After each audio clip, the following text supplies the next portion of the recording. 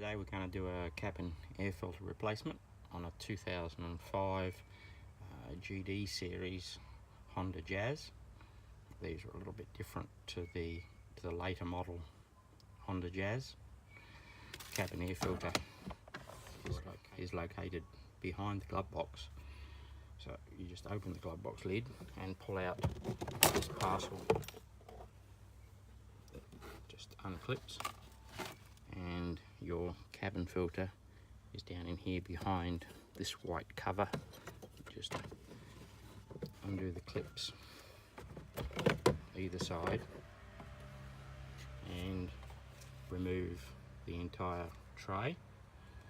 And on the early model Jazz, they never bothered to put a cabin filter in the tray, so what you have to do is just break off these pieces of plastic, otherwise that just restricts the airflow. So just cut these small tags all the way around and remove this piece of plastic.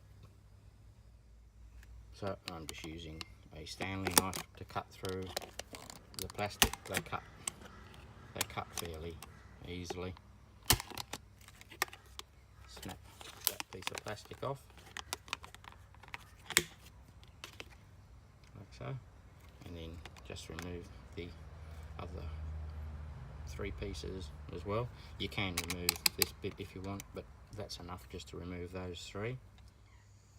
And that's what the tray looks like once you've removed the plastic. I've also removed the centerpiece because you don't need it. Install your new cabin air filter with a red acrylic base on the bottom, and it just drops into the tray like so.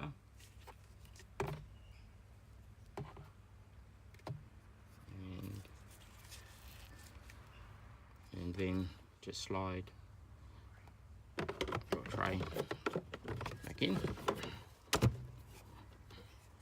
until it clicks. Reinstall the small pocket inside the glove box. Just slide back in. There's a glove box. The job's done.